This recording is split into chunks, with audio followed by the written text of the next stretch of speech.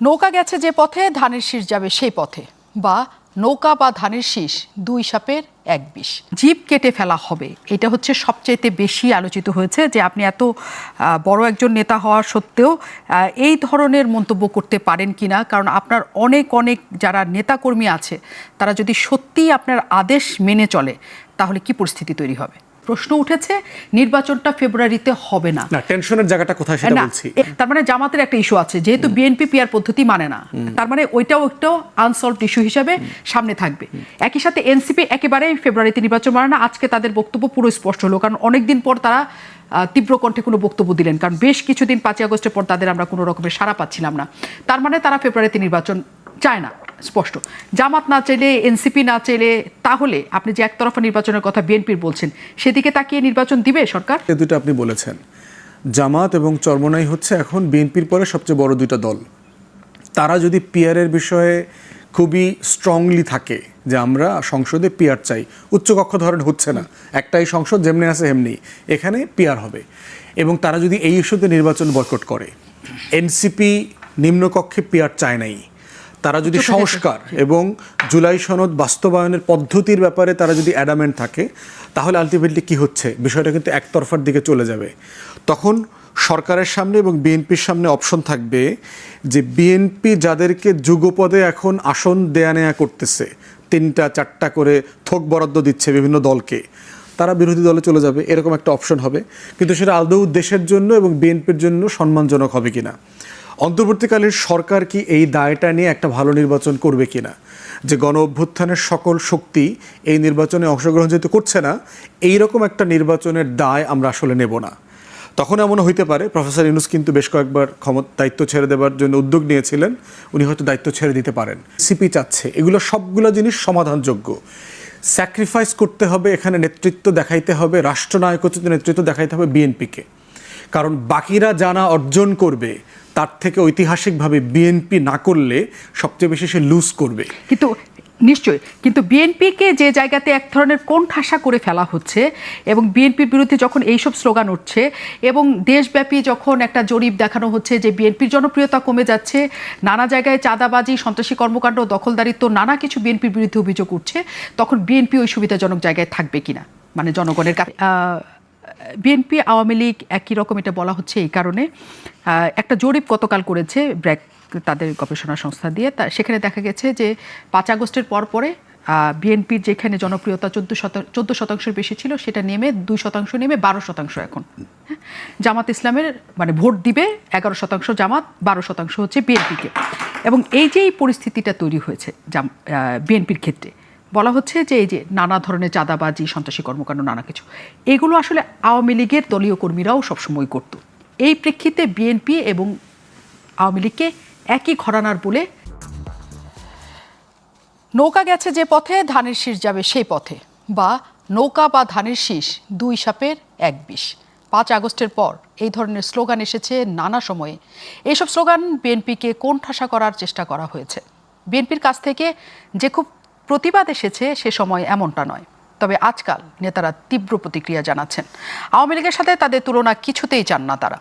তবে জরিপ বলছে আওয়ামী লীগের মতোই চাঁদাবাজি, দখল, সন্ত্রাসী কার্যক্রমের কারণে 8 মাসে তাদের জনপ্রিয়তা কমেছে। মাত্র 12% মানুষ চায় বিএনপিকে।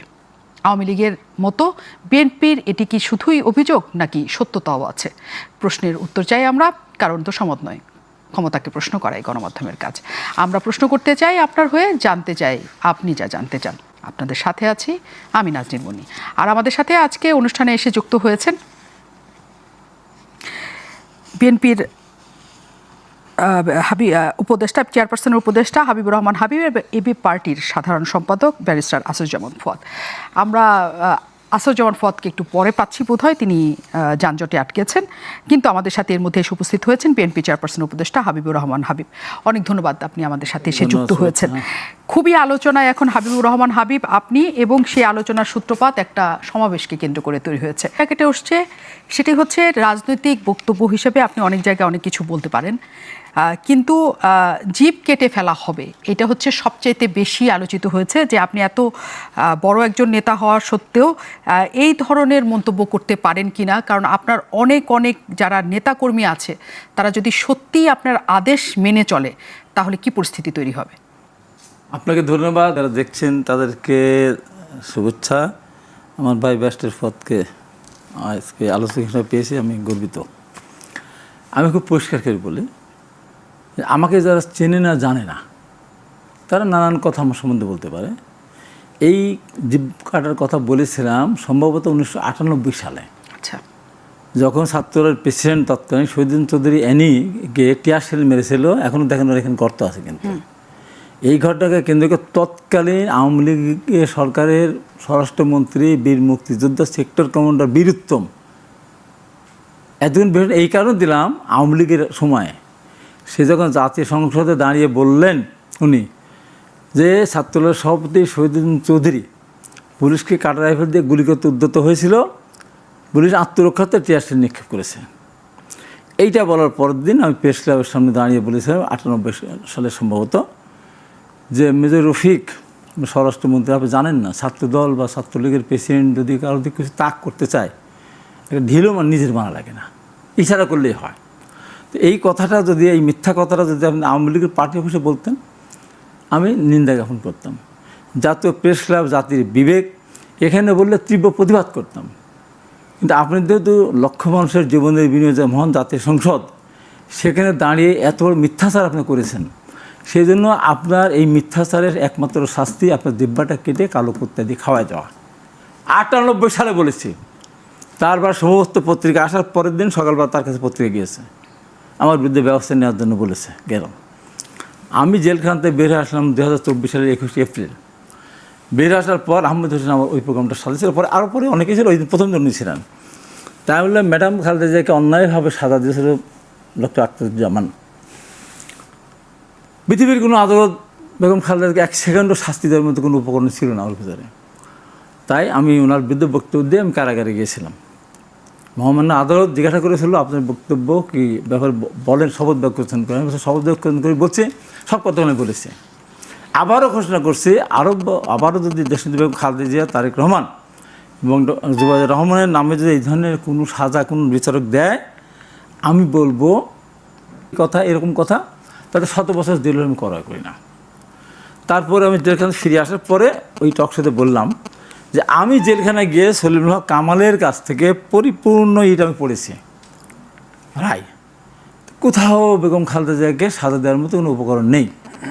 তারপরে আমি বলছি, চ্যালেঞ্জ করে বলছি, যদি কেউ প্রমাণ করতে পারে যে বেগম খালেদা জিয়া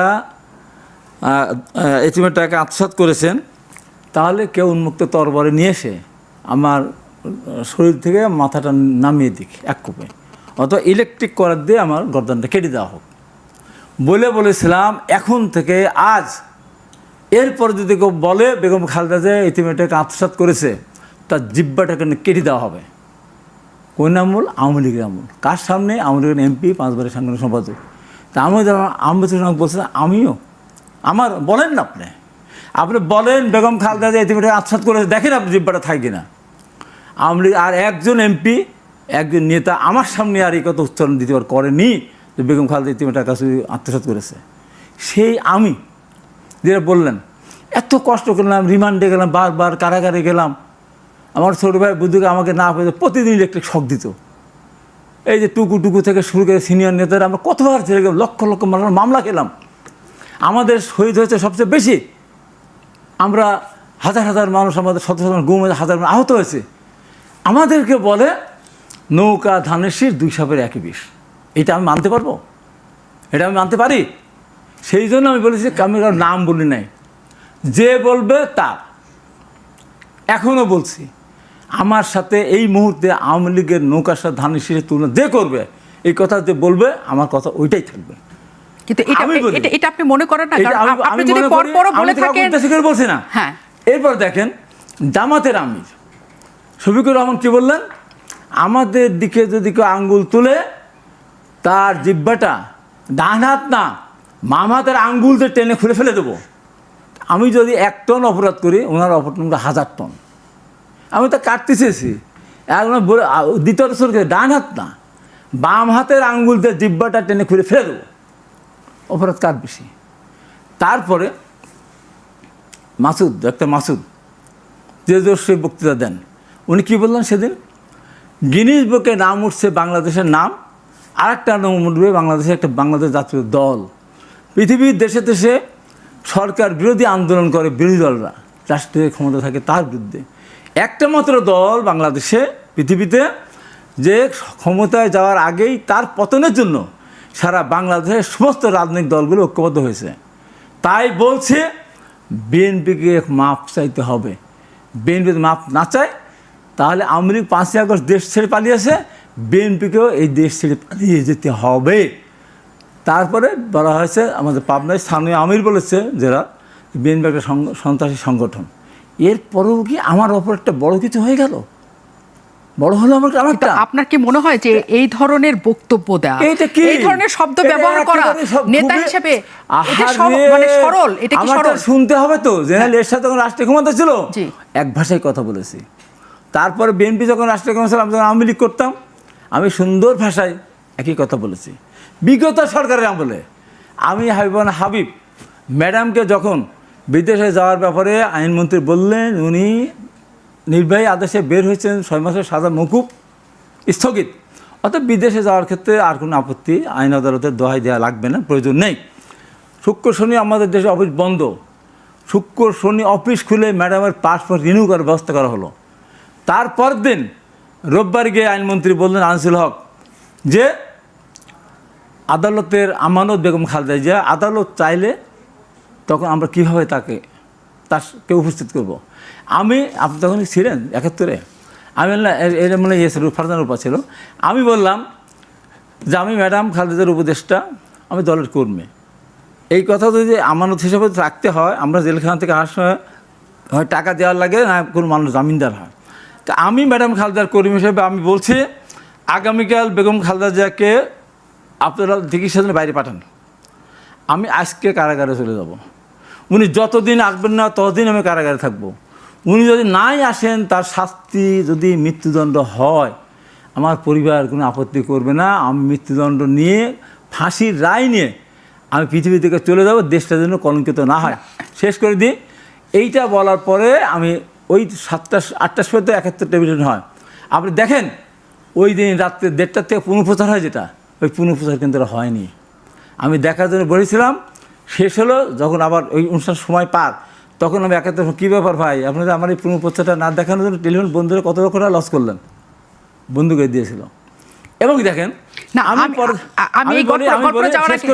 আমি পরের দিন সময় টেলিভিশনে গেলাম, গিয়ে আমি আনিসুল হককে এই কথা বললাম যে আপনি আনিসুল হক সাহেব তো, আপনি বাংলাদেশের প্রখ্যাত আইনজীবী সিরাজুল হক সাহেবের আপনি সন্তান, আপনার বাবা শুধুমাত্র টাকার জন্য স্বৈরশাসক এরশাদের আইনজীবী নিয়োজিত হয়েছিলেন, আওয়ামী লীগের প্রেসিডেন্টের মতো গুরুত্বপূর্ণ পদ থেকে রিজাইন করে। আপনি তার শুনতেন না?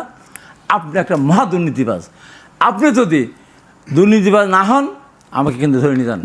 বড় কিছু হলো, এটা বড় কিছু হলো আজকে যদি যে বলবে তার। এবং দেখেন আমি আমাকে প্রশ্নটা করতে দেন, যদি সত্যি আপনার কোনো নেতা কর্মী এই কথা বলার জন্য বা বিএনপির বিরোধিতা করার জন্য যদি সত্যি কারোর জিব্বা কেটে নিয়ে আসে, আপনি কি খুশি হবেন? আমি তো খুশি হব, বাংলা হলে আমার নামে হবে। কেন বলবে এটা আমার সাথে? কেন এক ধরনের সন্ত্রাস? কোনো ধরনের সন্ত্রাস না। এই দেখেন, আচ্ছা, এটা কত বড় মিথ্যাচার করে দেখেন। আচ্ছা, মিথ্যাচারের প্রসঙ্গটা আমি আসি, আপনার কাছ থেকে আমি এই পয়েন্টটা নিয়ে আমি আসছি, আবারও নিশ্চয়ই আসবো। আমাদের সাথে আসাদুজ্জামান ফুয়াদ যুক্ত হয়েছেন, ব্যারিস্টার, তিনি এবি পার্টির সাধারণ সম্পাদক। অনেক ধন্যবাদ, আপনি আমাদের সাথে যুক্ত হয়েছেন। জামাত ইসলামের কথা এখানে এসছে এবং এখনো পর্যন্ত হাবিবুর রহমান হাবিব তার স্ট্যান্ডে একদম শক্ত। আপনি নিশ্চয়ই দেখেছেন যে তিনি এটা আসলে কেউ করলে তার মনে হবে না যে এটা ভুল কিছু হয়েছে।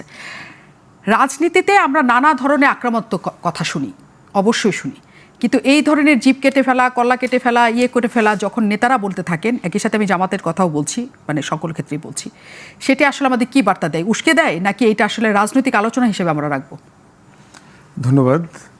আমার মনে হয় যে হাবিব ভাই যেহেতু বিএনপির রাজনীতি করেন, আমি এটাকে দেখি হচ্ছে জিয়া পরিবারের কিন্তু একটা গুণ আছে, দেখবেন হাসিনা এবং খালেদা জিয়ার মধ্যে যখন তফাৎ করা হয় তখন দেখবেন যে একটা গুণের কথা সবসময় বলা হয় যে খালেদা জিয়া কথাবার্তায় খুব মার্জিত, চিৎকার করে কথা বলা, কাউকে আহত করে কথা বলা, তারপরে হচ্ছে কাউকে খোঁচা দেওয়া, উস্কানি দেওয়া, এই ধরনের কোনো কথা দেখবেন খালেদা জিয়া বলে না। তার অন্য দোষ ত্রুটি থাকতে পারে, সে প্রধানমন্ত্রী ছিল, সে ভালোভাবে দেশ চালাইছে পারছে কিনা, এগুলো নিয়ে আপনি সমালোচনা করতে পারেন, দলের চেয়ারপারসন।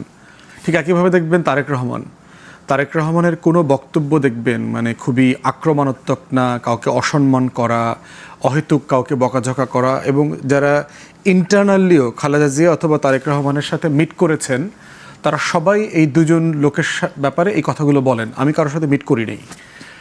একই রকম দেখবেন এরশাদকে আমরা স্বৈরাচার বলি না, এরশাদের ব্যাপারে অনেক বকাঝকা করি, জাতীয় পার্টির রাজনীতি নিয়ে আমরা সমালোচনা করি।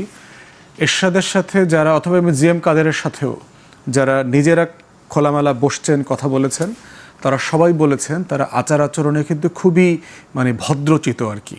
টাইম ম্যানেজমেন্ট থেকে আরেকজনকে সম্মান দেয়া, এই জায়গাগুলো ছিল। জিয়াউর রহমানের কিন্তু এই গুণগুলো ছিল। এখন একটা বিষয় হচ্ছে যে ওই যে দলটা ওনারা করেন ওই দলের নেতারাই তো বেস্ট এক্সাম্পল।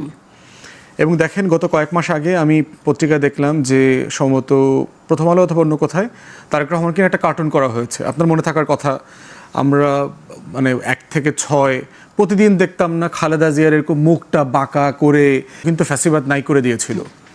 তারেক রহমানকে কিন্তু আপনার এরকম মুখটুক বড় টড়ো করে একটা বিশাল কার্টুন করলো কয়েক মাস আগে। এবং এটা নিয়ে কিন্তু দেখবেন যে অনলাইনে বেশ হুমকি আসছে।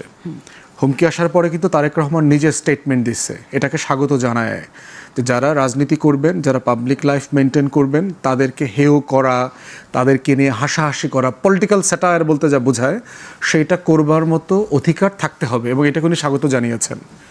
এখন সেই রকম একটা রাজনীতির নতুন বন্দোবস্ত যেখানে আমরা দেখবার জন্য স্বপ্ন দেখি, এবং এই গত অভ্যুত্থানে যেগুলো এসছে, এবং আমিও আপনার শোতে বিভিন্ন জায়গায় বলেছি যে এবং সমালোচনা করেছি যে বিএনপির রাজনীতি নিয়ে আমার সিরিয়াস বিভিন্ন ইস্যুতে দ্বিমত আছে, কিন্তু তারেক রহমানকে নিয়ে গত কয়েকদিন আগে যে গালাগালিগুলো হয়েছে, স্লোগান হয়েছে, এবং খুবই অশোভন আচরণ করা হয়েছে এই স্লোগানগুলো দিয়ে। আমরা শেখ হাসিনাকেও কিন্তু গত 16 বছর আমরা যারা এই আন্দোলন করেছি, ফ্যাসিবাদের বিরুদ্ধে কথা বলেছি, হাবিব ভাই মজলুম মানুষ, বহুবার জেল খেটেছেন, এই আমলে বহুবার নির্যাতিত হয়েছেন, অসম্মানিত হয়েছেন, আমরা কিন্তু কেউ হাসিনাকেও এই ভাষায় কখনো কথা বলি নাই। তাহলে এখন প্রশ্ন হচ্ছে যে মানে আমি ধারণা করছি হাবিব ভাই অত সিরিয়াসলি মানে এই কনফ্রন্টেশনাল ল্যাঙ্গুয়েজ আমাদের কালচারে আছে। এখন প্রশ্ন হচ্ছে যে আমরা এই কালচারটা কি রেখে দেব না এটা পাল্টায় ফেলবো? আমরা যারা গণ অভ্যুত্থানের পরে একটা নতুন রাজনীতি দেখতে চাই, আমরা বোধ করছি এই রাজনীতি থেকে আমাদের উঠে আসা দরকার। আর একজনের পলিটিক্স নিয়ে সমালোচনা করা দরকার যে বিএনপির রাজনীতির কোন কোন জায়গাটা আমি ন্যায্য মনে করি না, বিএনপির চেয়ারপারসন অথবা অ্যাক্টিং চেয়ারপারসনের এই স্টেটমেন্টটা কেন ফ্যাকচুয়ালি কারেক্ট না অথবা ঠিক না। যেমন আপনারা সমালোচনা করেছেন তারেক রহমান এই যে বাসে ওঠানামা করার ভিডিও ভাইরাল হয়েছে না, সে এটা ঠিক হয়েছে কিনা, উনি দেশে আসলে বাসে চড়বেন কিনা, করেন, কোনো সমস্যা তো নাই। কিন্তু গালাগালি করা, বাপমা তুলে কথা বলা, ঐকমত্য কমিশনে দেখেন আমরা সপ্তাহের পর সপ্তাহ ওখানে মিটিং করেছি, বিএনপির পজিশনের অ্যাগেনস্টে সিরিয়াসলি আমরা সমালোচনা করেছি, যৌক্তিকভাবে করেছি। কই সেখানে তো বিএনপির কোনো নেতা অথবা সালাউদ্দিন ভাই, ইসমাইল ভাইয়ের বাপমা তুলে তো আমাকে গালাগালি করতে হয়নি। ভদ্র ভাষায় সেখানে অনেক তর্ক বিতর্ক এই জানে আমরা একটা রেসপন্সিবল পলিটিক্স চাই। হয়তো হাবিব ভাই কোনো ফৌজদারি অর্থে অথবা নেতাকর্মীদের উস্কে দেওয়ার জন্য এটা বলেন নাই, উনি বলেছেন যে আমাদেরকে অপমান কেন করবে, ছোট ছোট ছেলেমেয়েরা রাজনীতি করছে, তাদেরও দোষ আছে, আপনি কেন খোঁচা দিচ্ছেন? সিনিয়র পলিটিশিয়ানকে তো সিনিয়র পলিটিশিয়ানের সম্মানের জায়গাটা রাখতে হবে, তাকে তার সম্মানের জায়গাটা রেখে তারপর তার দলের সমালোচনা করেন। হাবিব ভাইয়ের সাথে অনেক টকশোতে আমরা দ্বিমত করি না, প্রচুর দ্বিমত করেছি, কিন্তু কাউকে তো বকাঝকা করতে হয় না। আমি সেই জায়গাটাই বলছি, যেহেতু হাবিবুর রহমান হাবিব এখানে একটা তীব্র প্রতিক্রিয়া জানাচ্ছেন, কারণ উনি এই প্রসঙ্গে ভীষণ হার্ট হচ্ছেন, বা তার দলের যে 2 সাপের 1 বিষ কেন সেটা বলবে, কেন আওয়ামী লীগের সাথে আমাকে কেন তুলনা করবে, সেটাই উনি তো বলছেন। এখন এখানে প্রশ্ন আসছে কেন এই স্লোগানটা আসলো।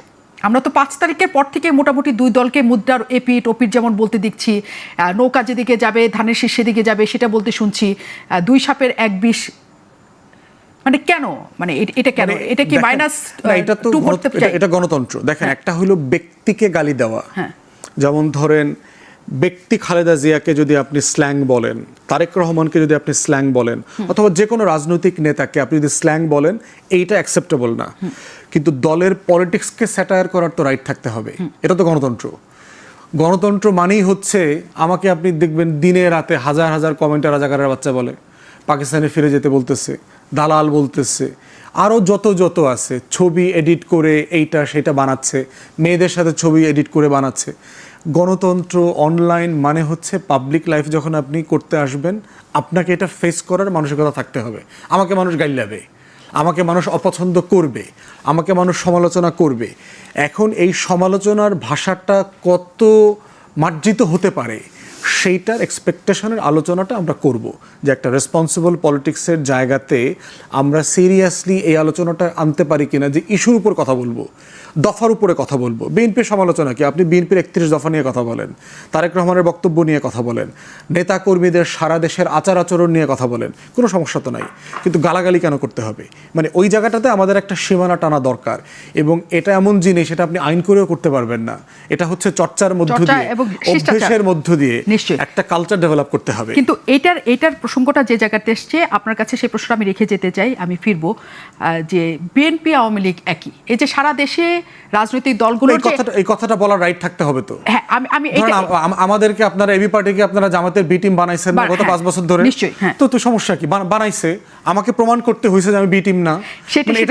সেটা প্রমাণ করবে নাকি এটার তীব্র প্রতিক্রিয়া আসবে সেটা আমি জানতে চাই। এটা বিএনপিকে প্রমাণ করতে হবে যে আমি বদলে যাওয়া দল, নিশ্চয়ই আমি 31 দফার দল, আমি এমন একটা দল যে আপনি আওয়ামী লীগের সাথে আমাকে মিলাইতে পারবেন না। এটা তাকে তার কাজ, আচরণ, আগামী দিনের গভর্নেন্স, শাসন দিয়ে তাকে প্রমাণ করতে হবে। নিশ্চয়ই। হাবিব ভাইয়ের কাছে আমি জানতে চাই, সেই বদলে যাওয়াটা আওয়ামী লীগের কাছ থেকে আলাদা হতে পেরেছে কিনা বিএনপি। আমি একটু বিরতির পরে যাব, কারণ এর মধ্যেই আপনারা নিশ্চয়ই শুনেছেন নাসরুদ্দিন পাটোয়ারি, এনসিপির নেতা, তিনি বলেছেন যে ফেব্রুয়ারিতে নির্বাচন হবে না। তিনি স্পষ্ট বলেছেন যদি হয় তাহলে যারা মৃত্যু বরণ করেছেন, যারা শহীদ হয়েছেন জুলাইয়ে, তাদের কবর থেকে তাদের জ্যান্ত করে নিয়ে আসতে হবে সরকারকে, তারা সেটি বলেছেন। খুবই বড় কথা বলে দিয়েছেন। কেন এই কথা আসছে, মানে কেন আওয়ামী লীগ এবং বিএনপি আলাদা? মোটা দাগে আমাকে 3টা পয়েন্ট বলেন। আওয়ামী লীগ আর বিএনপি আলাদা এই কারণে, প্রথম যদি আমি ধরি, বিএনপির নেত্রী বেগম খালেদা জিয়া কারোর বিরুদ্ধে বলেন না। এই যে এত তাকে শাস্তি দিল, আজ পর্যন্ত কিন্তু আওয়ামী লীগ নাম উচ্চারণ করেনি। আওয়ামী লীগ এই যে ভোট বিহীন অবস্থায় একবার 153 বিনা ভোটে, তার 24 সালে রাতের ভোট কেটে নিয়েছে। এটা একটা ডিফারেন্স।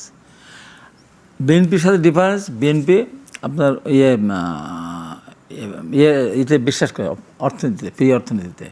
আওয়ামী লীগের গঠনতন্ত্র আছে সমাজতন্ত্র, তারা ধর্মনিরপেক্ষ জাতীয়তাবাদ একটাও তারা মানে না। বিএনপি যা বলে তাই করে, আর আওয়ামী লীগ যা বলে তা করে না। এটা হলো বড় পার্থক্য। এখন আপনি আসেন যে আমি কেন কথাগুলি বলেছি। তারেক রহমান নিষ্পাপ একটা মানুষ, লন্ডনে বসে আছেন। এখানে ঢাকা শহরে, পুরনো ঢাকায় সোহাগ হত্যাকাণ্ড সংঘটিত হলো, দুইটাই যুবদল এবং একদম ভাঙড়ি ব্যবসাকে কেন্দ্র করে। আমি রাতের বেলায়, আমি তো খেয়াল করি না, আমি বাড়িতে এক ডিস্ট্রিক্ট জাজ, আমার জয়েন্ট ডিস্ট্রিক্ট জাজ আমার পাশে গেছে, এক সাংবাদিক আছে।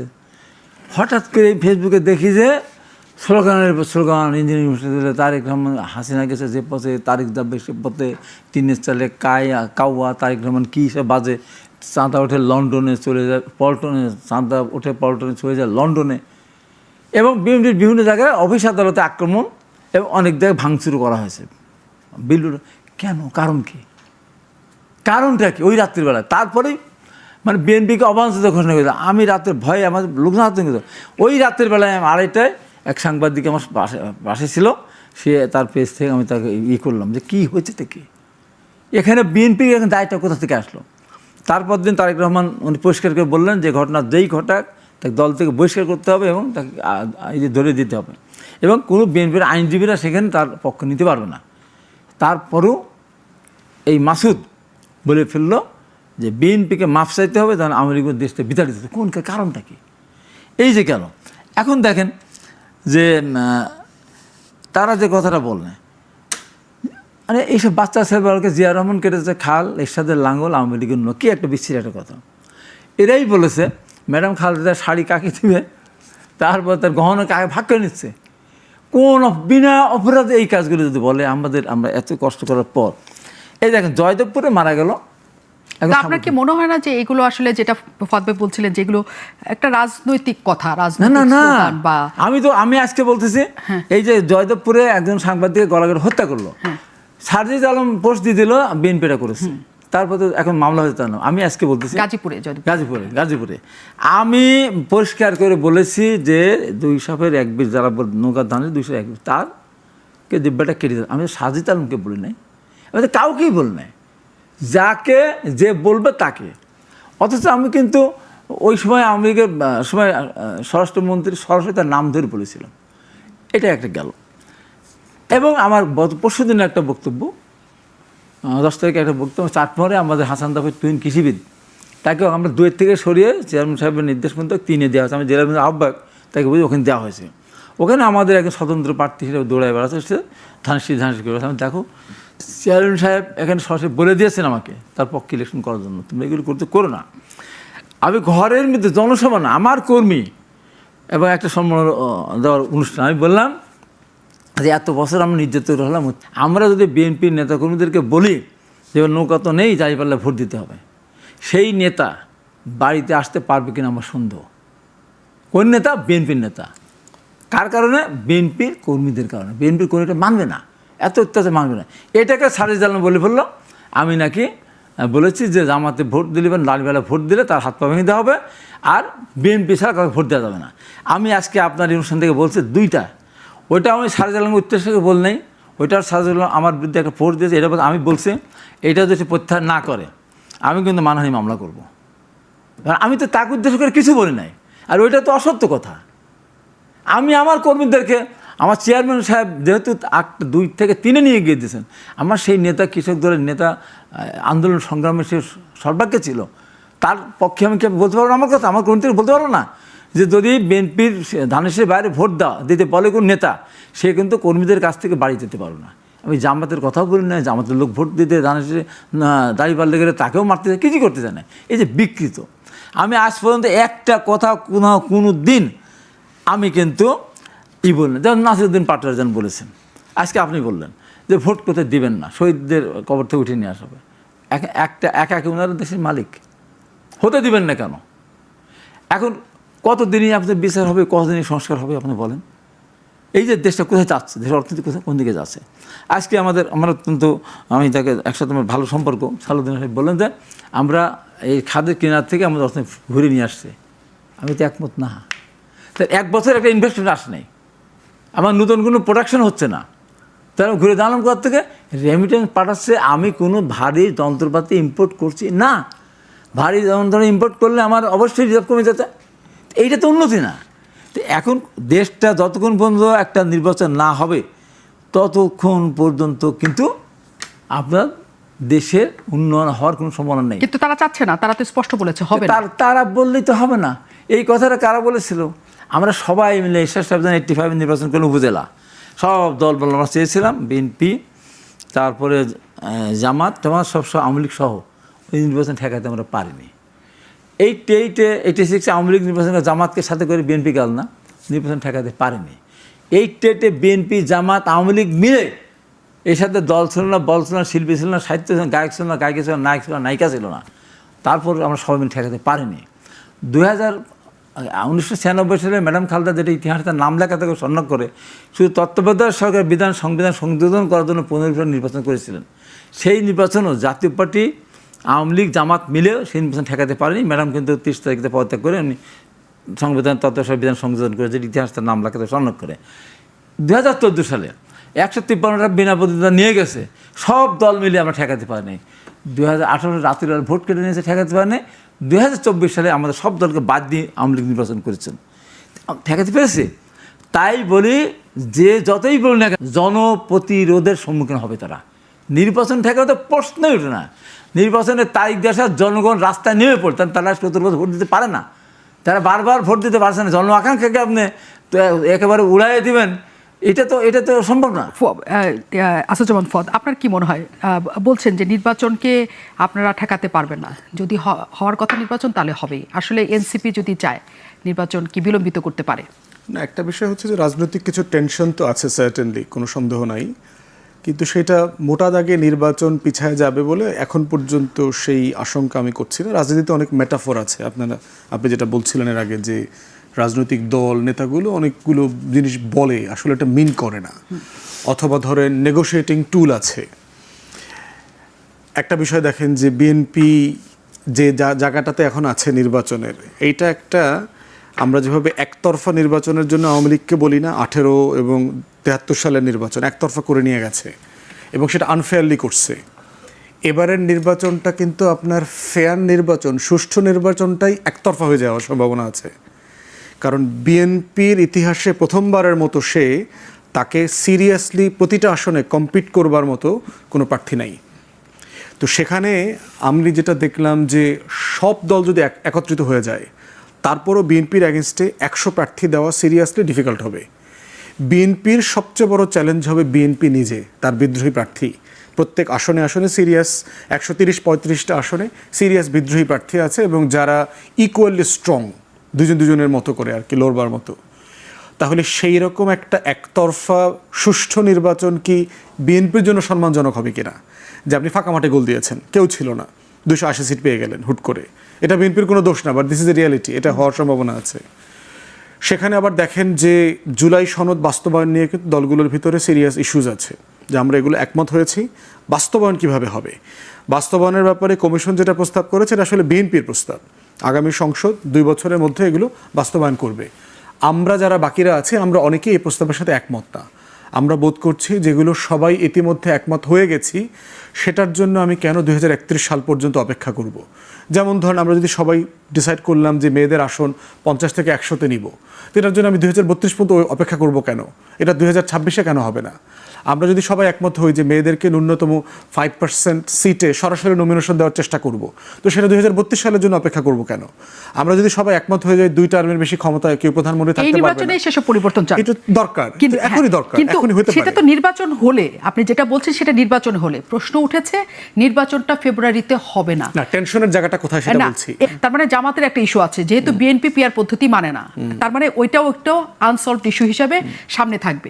একই সাথে এনসিপি একেবারেই ফেব্রুয়ারিতে নির্বাচন মানে না। আজকে তাদের বক্তব্য পুরো স্পষ্ট হলো, কারণ অনেকদিন পর তারা তীব্র কণ্ঠে কোনো বক্তব্য দিলেন, কারণ বেশ কিছুদিন 5 আগস্টের পর তাদের আমরা কোনো রকমের সাড়া পাচ্ছিলাম না।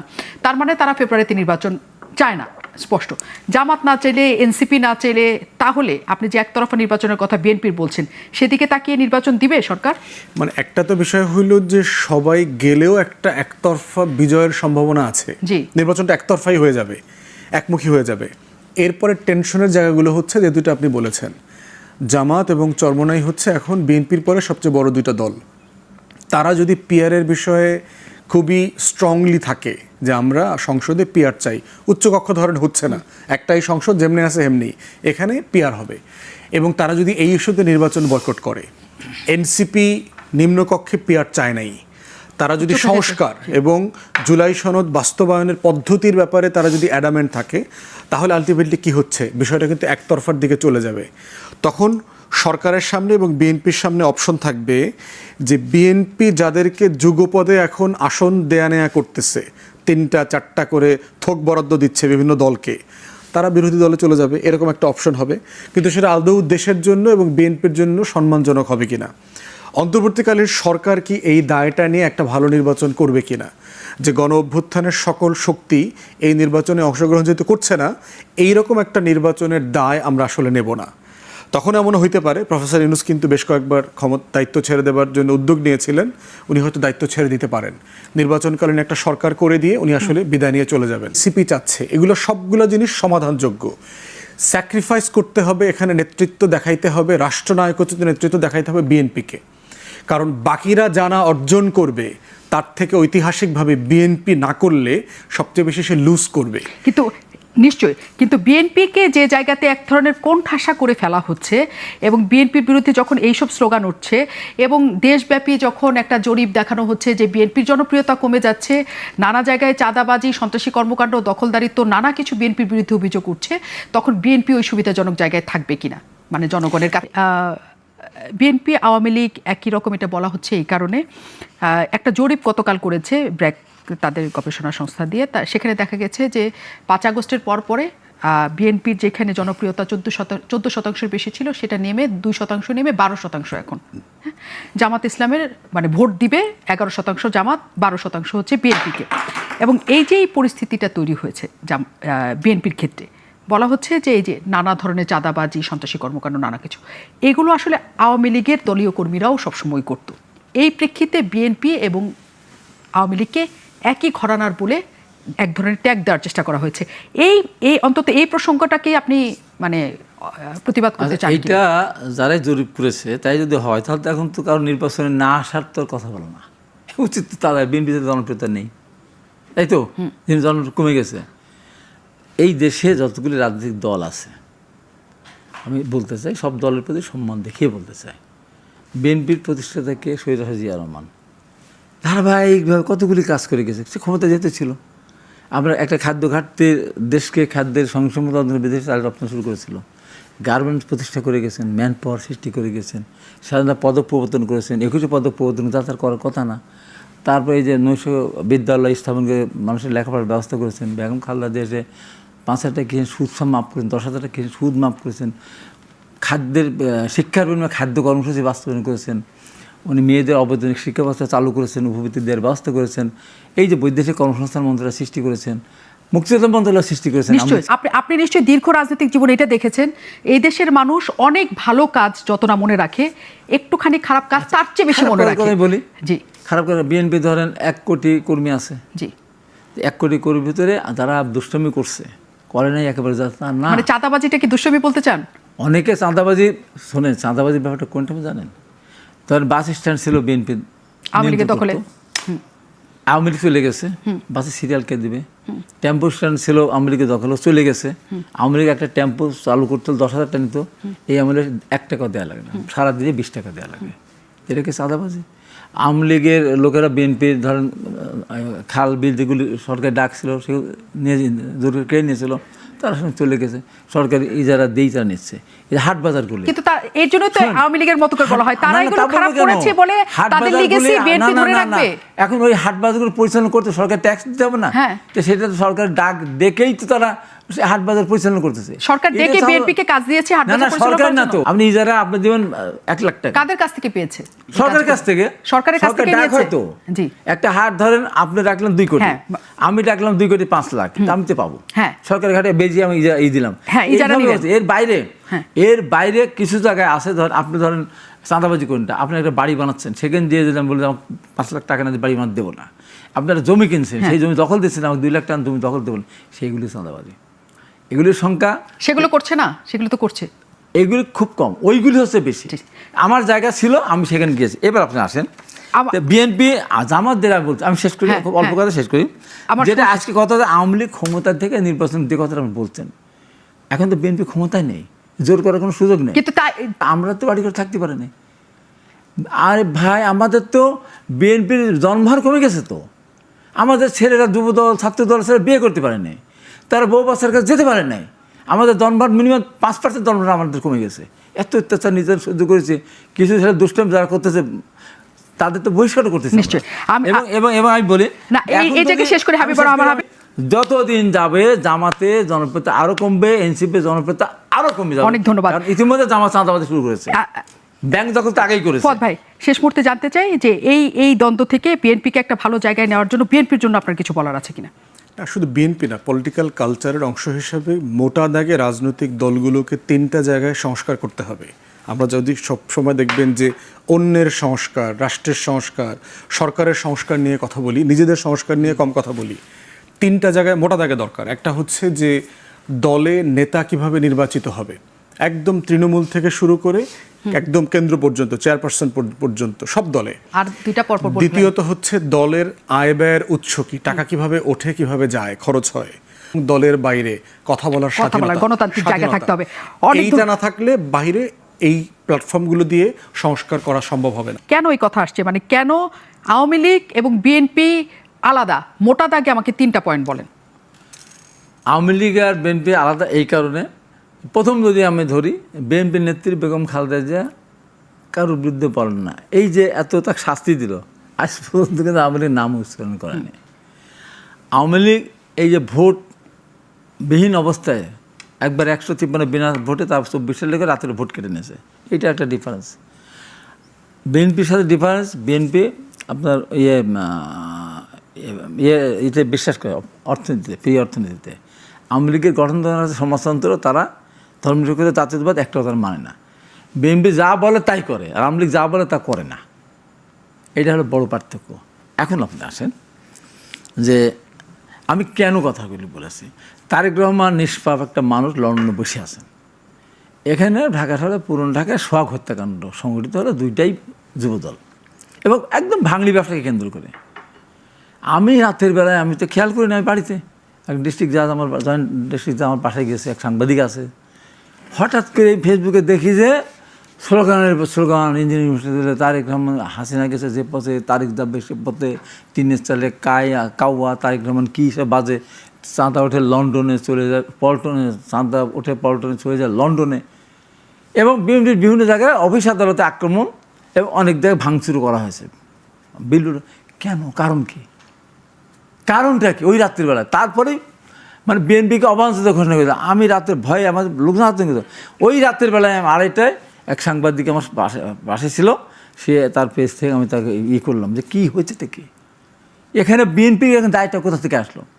তারপর দিন তারেক রহমান উনি পরিষ্কার করে বললেন যে ঘটনা যেই ঘটাক তাকে দল থেকে বহিষ্কার করতে হবে এবং তাকে ধরে দিতে হবে, এবং কোনো বিএনপির আইনজীবীরা সেখানে তার পক্ষ নিতে পারবে না। তারপরও এই মাসুদ বলে ফেললো যে বিএনপিকে মাফ চাইতে হবে, তখন আওয়ামী লীগের দেশটা বিতাড়িত। কোন কারণটা কি?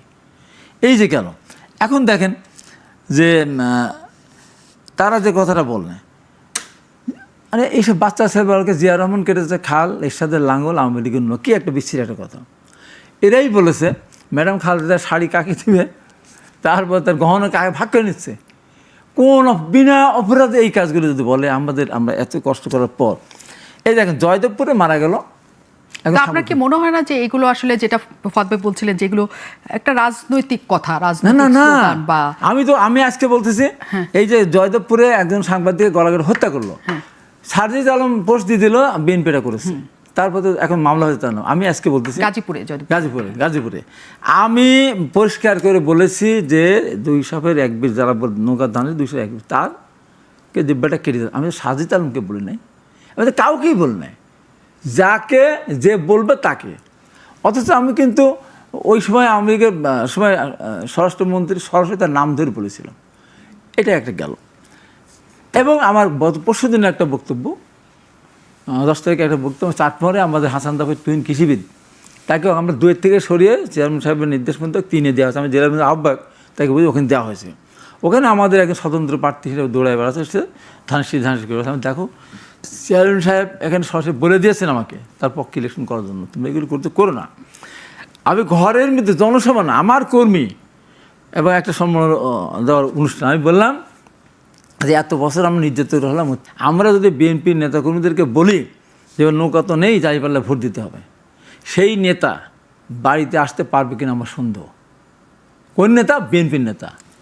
কার কারণে? বিএনপির কর্মীদের কারণে। বিএনপির কর্মীটা মানবে না, এত অত্যাচার মানবে না। এটাকে সারজিদ আলম বলে ফেললো আমি নাকি বলেছি যে জামাতে ভোট দিলে, লালবেলা ভোট দিলে তার হাত পা ভেঙে দেওয়া হবে, আর বিএনপি ছাড়া কাউকে ভোট দেওয়া যাবে না। আমি আজকে আপনার অনুষ্ঠান থেকে বলছি 2টা, ওইটা আমি সারজিদ আলমের উদ্দেশ্যে বল নাই, ওইটার সারজিদ আলম আমার বিরুদ্ধে একটা ফোর্স দিয়েছে। এটা আমি বলছি এটা যদি প্রত্যাহার না করে আমি কিন্তু মানহানি মামলা করব। কারণ আমি তো তাকে উদ্দেশ্য করে কিছু বলি নাই, আর ওইটা তো অসত্য কথা।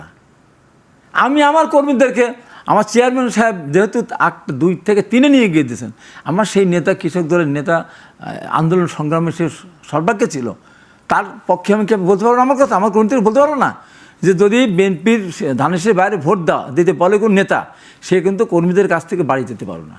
আমি জামাতের কথাও বলি না, জামাতের লোক ভোট দিতে ধানেশে দাঁড়িয়ে পারলে গেলে তাকেও মারতে চায়, কিছু করতে চায় না। এই যে বিকৃত, আমি আজ পর্যন্ত একটা কথা কোনো দিন আমি কিন্তু বললেন, যেমন নাসিরুদ্দিন পাটোয়ারি বলেছেন, আজকে আপনি বললেন যে ভোট কোথায় দিবেন না, শহীদদের কবর থেকে উঠিয়ে নিয়ে আসা হবে। একা ওনারা দেশের মালিক, হতে দিবেন না কেন?